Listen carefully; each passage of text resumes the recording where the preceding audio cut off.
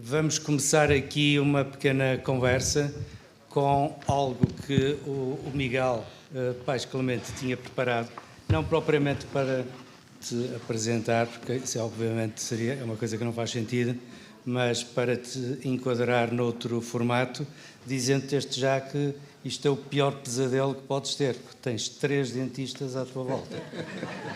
Uma do teu lado esquerdo e 2 do lado direito. Portanto, isto não vai ser, ao contrário do que se diz, não vai ser agradável. Miguel, queres dizer? Portanto, vamos ter agora um dos grandes momentos deste fórum, com a presença que dispensa apresentações, como o Dr. Orlando disse, do grande senhor dos palcos internacionais e portugueses, Pedro Abrunhosa. A presença de Pedro Abrunhosa, pro bono, um dos mais reconhecidos homens do palco em Portugal, também ele profissional liberal, no campo das artes e da cultura, ajudará a evidenciar os profissionais liberais das artes e da cultura com as suas especificidades ainda mais vincadas que noutras profissões de reconhecimento dos direitos de autor e da propriedade intelectual. Como hoje falamos um pouco da pandemia, eu atrevia-me a contar uma das questões que mais me sensibilizou até à data, efetivamente relacionada com a vertente humana da grandiosidade, que estamos a falar do Pedro Abrunhosa, que todos nós conhecemos as músicas de cor. Curiosamente, recentemente, até tive a oportunidade de ver no Coliseu Canto Alentejano, e podemos dizer que o Pedro permite que mais 40 músicos sejam profissionais liberais quando traz o Canto Alentejano ao Coliseu. Pronto, isto era assim uma situação bastante importante.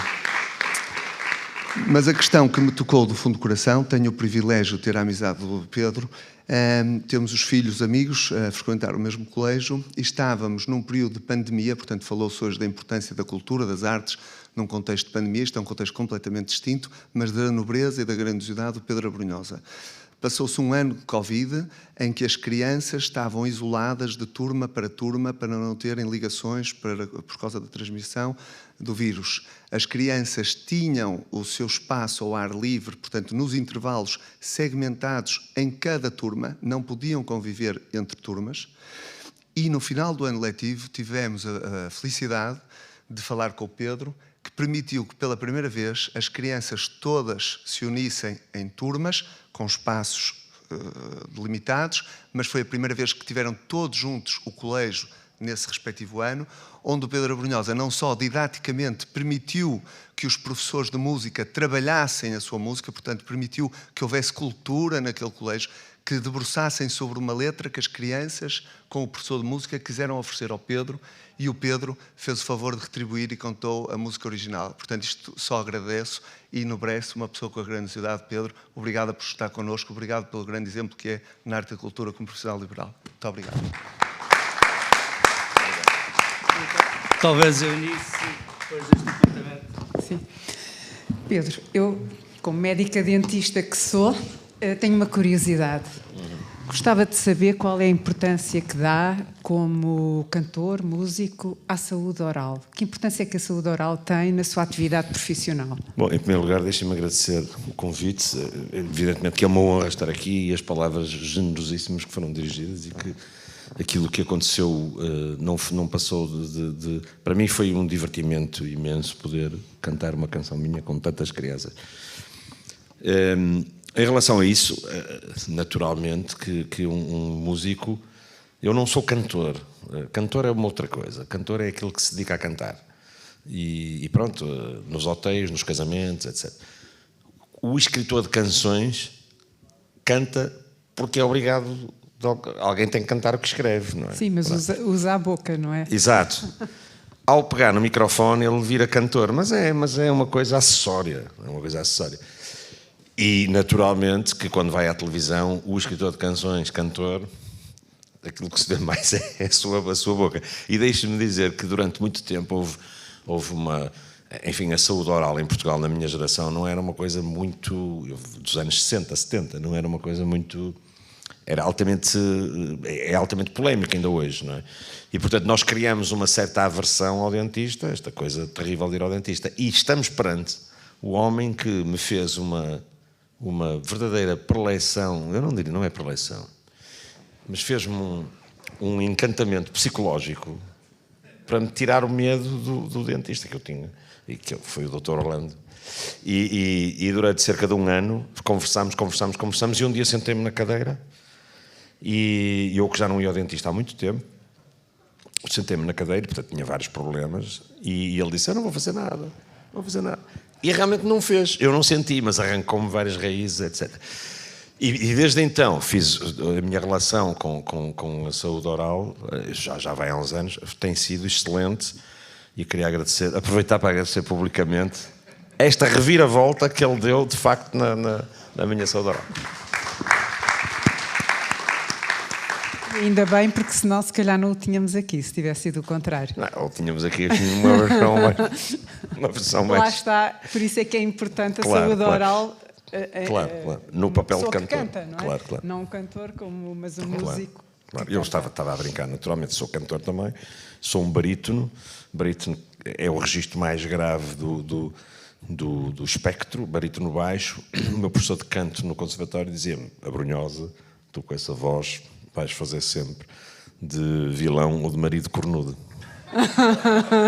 Na ópera, naturalmente. Eu disse: pronto, se calhar eventualmente lá terá que ser, mas não posso mudar de voz, ser castrati. E muito bem, estamos aqui para ouvir hoje. Assim sendo, teremos uma performance em piano. Sim. Sim. Eu tinha curiosidade, Pedro, sobre... não queria entrar propriamente nesse tema, mas falamos aqui muito do que é ser profissional liberal. Tu és um profissional liberal, dás emprego e oportunidades a muitos profissionais liberais que trabalham contigo. Aqui o Miguel estava a falar de um exemplo concreto. Como é que é este risco, esta forma de estar na profissão? Os profissionais das artes e da cultura, com a sua sazonalidade, os problemas que têm, como é que tu vês isto? Até porque muita gente com que falo deposita em ti uma espécie de porta-voz de muita preocupação, e esses assuntos têm vindo ao de cima, não é? Até aqui no stop e na questão dos músicos, etc. Qual é a tua visão sobre esta matéria? Bom, naturalmente que a primeira característica do profissional liberal, eu creio que é uma característica de um certo arrojo. Ele acredita que com as suas capacidades, com os seus atributos, com as suas qualificações académicas, porventura, ele poderá se ingrar no mercado. Portanto, essa é a primeira característica. E com isso lança-se sem qualquer rede. Não tem assistência, não tem patrão, não tem 13º mês, não tem 14º mês, e, portanto, é uma característica de coragem, claramente de iniciativa. Não queria usar a palavra empreendedorismo porque está gasta, mas é a primeira grande característica do profissional liberal. Quando se trata de uma profissão como a minha profissão traz acrescido digamos, uma névoa já foi mais, agora é menos, mas de uma certa marginalização social. Portanto, nós aí também contamos, ainda por cima, com um certo, não queria usar a palavra desdém, mas é um certo... Eu lembro quando comecei a estudar no conservatório e, portanto, me direcionei para uma vida nesta área, como direção de orquestra, como compositor, que é o que eu sou, o meu curso é o curso de composição.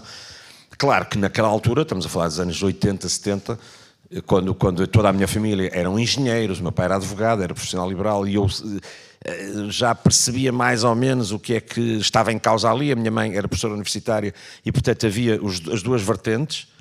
E recordo-me da minha mãe falar com o meu pai sobre o que será o futuro do meu pai. E o meu pai, de facto, teve uma reforma miserável enquanto advogado.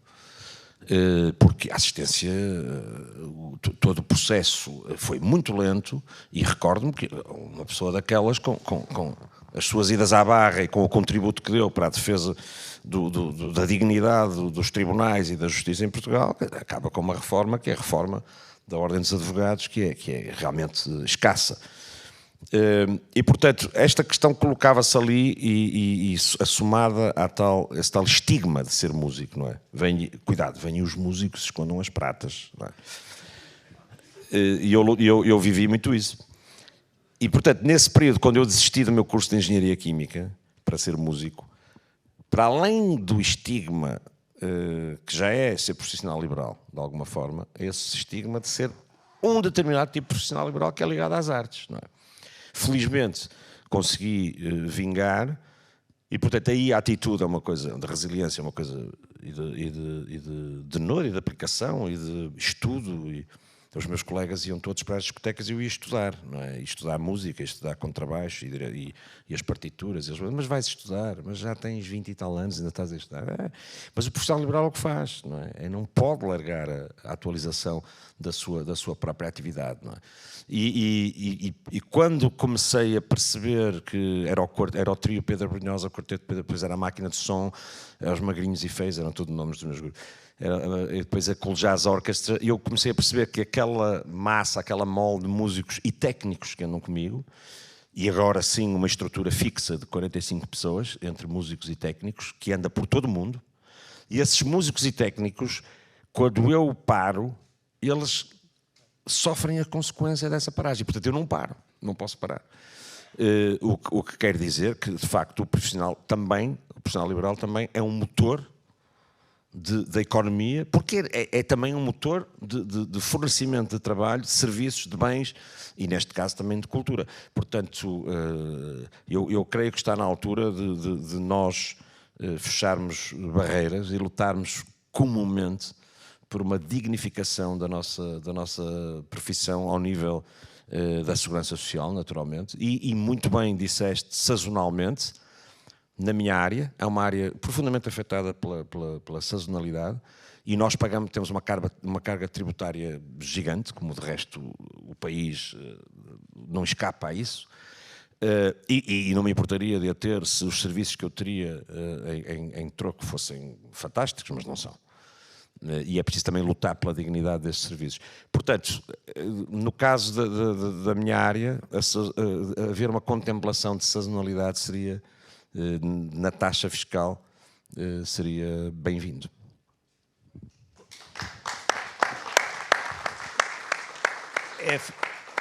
É fantástico que são vários dos assuntos que aqui falamos, não é? Durante o dia.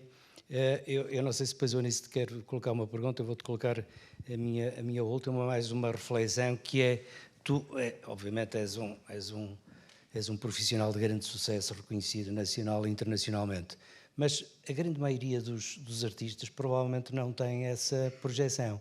Uns deles, com certeza, até não passaram muito bem aqui e ali. Este estatuto que saiu das artes e da cultura, a proteção que estavas a falar dos direitos de autor, tudo isso encontra em Portugal respaldo suficiente ou há um caminho ainda a percorrer nessa matéria? O Estatuto do Artista não satisfez as partes. É um estatuto que está, digamos, a meio pau, a meio gás. Não é satisfatório e é um trabalho em curso. Nós temos feito, através das instituições que nos congregam, que são as dos autores, a SPA, que vai fazer 100 anos agora, que é uma instituição nobilíssima, que passou uma fase muito complicada, mas que defende a autoralidade e defende agora de uma forma extremamente clara, transparente. De resto, o sistema digital permite essa fiscalização, coisa que nos anos precedentes era difícil.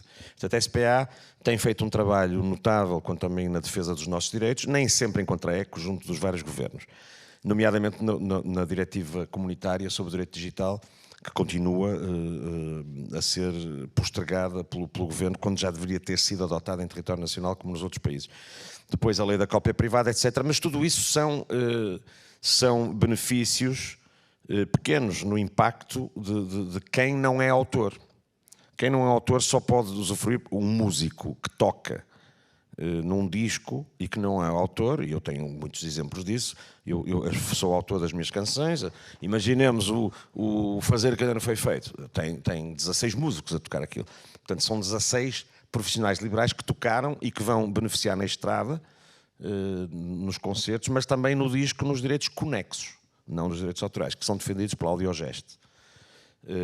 E, portanto, essas instituições têm tentado reparar aquilo que nesta nova conduta sobre o Estatuto do Artista não satisfaz ainda, sobretudo esses que estão mais desprotegidos, porque nós temos permanentemente essa chancela do direito autoral que acaba por por ressarcir durante as estações mais estáticas. Quando nós abrandamos, o direito conexo abranda também, e portanto muitos músicos durante a pandemia. E porquê a pandemia? Porque a pandemia tornou-se um paradigma do que pode correr mal, não é? Tornou-se um paradigma realmente de algo que as águas baixaram e de repente vê-se o fundo, não é? E durante esse período negro houve profissões que penaram, sofreram brutalmente. A nossa foi uma delas, com muito poucas ajudas. Enfim, não só do governo, mas também ao nível da comunidade europeia. E esses músicos e os técnicos abriram muitas vezes caminho a situações altamente problemáticas. Muitos deles foram para fora, trabalharam outras áreas, já não regressaram. Houve naturalmente quem tivesse desistido, e houve fome, e continua a haver de alguma forma. Eu só queria repercussões disso, só queria relembrar agora um pequeno ponto que é, no entanto, sempre que chamados para questões do âmbito social, como galas várias de beneficência, de solidariedade, por exemplo, num esquema anglo-saxónico, geralmente são as grandes empresas que subvencionam e, portanto, já está tudo coberto e os músicos vão, claramente, com as despesas asseguradas e participam pro bono. Em Portugal isso não existe e, portanto, ao não existir, os músicos que já sofreram muito em alturas extremamente conturbadas em que as suas famílias precisam de auxílio, são chamados ainda a fazer galas pro bono para outros e fazem-no.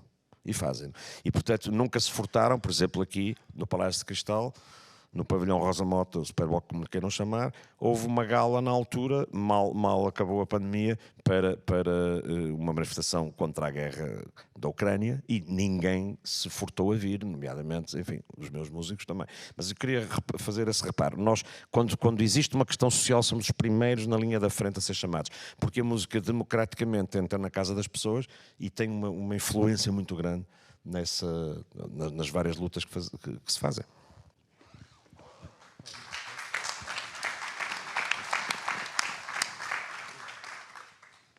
Eu vou-lhe fazer, se calhar, uma pergunta um bocadinho indiscreta. Tem alguma esperança num futuro próximo que algum destes problemas tenha solução? Não, é indiscreta a pergunta. Quer dizer, eu tinha o meu irmão Paulo, infelizmente falecido, tem um poema belíssimo que diz: a última a morrer é a esperança, por isso é que matá-la cansa. E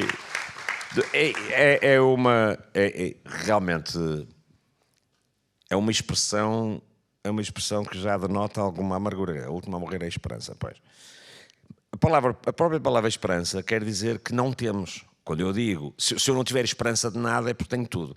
Se eu disser, se eu deixar de dizer eu tenho esperança de ter uma saúde oral maravilhosa, é porque já a tenho.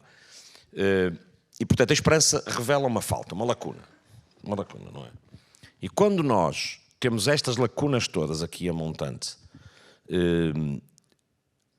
temos naturalmente, eu não utilizaria a palavra esperança porque revela essa negatividade, mas é forçoso que nós lutemos, que mantenhamos uma postura coerente com aquilo que queremos para o futuro, porque o passado está feito, não podemos mudar. Isto são os princípios das paixões tristes do Spinoza, quer dizer, não podemos viver no passado, não é? É uma amargura viver no passado porque está feito. Viver no futuro com esperança, eu não sei se não será um argumento para estarmos permanentemente a adiar aquilo que tem que ser feito. E, portanto, é encarar o presente como uma carga de luta forçosa e naturalmente, que pressionar os vários governos, porque não creio que o ónus todos recaia sobre este governo. Este governo tem tido alguns propósitos de aproximação, enfim, de alguma equidade social. Não sei se muito bem feito, sobretudo na área da tributação fiscal, mas, portanto, não podemos honorar só este governo sobre isso, mas os sucessivos governos, de resto, a habitação é um exemplo típico disso. É um exemplo dos problemas que foram adiados, que não foram encarados pelos sucessivos governos, desde 25 de Abril, aliás, antes de 25 de Abril. Mas a questão da política de habitação antes de 25 de Abril não se colocava, não é? Por simplesmente não se discutia. Mal o 25 de Abril surge, eu lembro das várias réplicas que há de discussão pública de uma habitação social, e foram feitas algumas, mas o resultado está aqui. E o resultado está aqui muito fruto de uma inatenção, uma desatenção dos governos, e portanto, dos vários. Eu não quereria colocar o ónus em cima de um governo socialista, mas eu creio que este governo socialista tem muita mais responsabilidade, precisamente por ser socialista, de olhar para estas questões. Portanto, a esperança à última a morrer é uma frase que o povo português gosta, mas que não se deve encostar, não é? E ao fado, o fado e a esperança à última coisa. É isso mesmo. Ter esperança sem luta não vale a pena, porque é dar razão a essa negatividade, é justificar a negatividade. Não é? A palavra esperança é uma palavra de índole até religiosa, mas que visa uma recompensa na morte. Eu prefiro a recompensa na vida. Mas para termos a recompensa na vida, precisamos lutar. Exatamente. Muito obrigada. Vamos. Assim sendo, com estas palavras sábias, vamos viver o presente com um músico extraordinário, um músico de excelência, Pedro Abrunhosa ao piano, com uma música intimista. Muito obrigado pela honra que nos concedeu.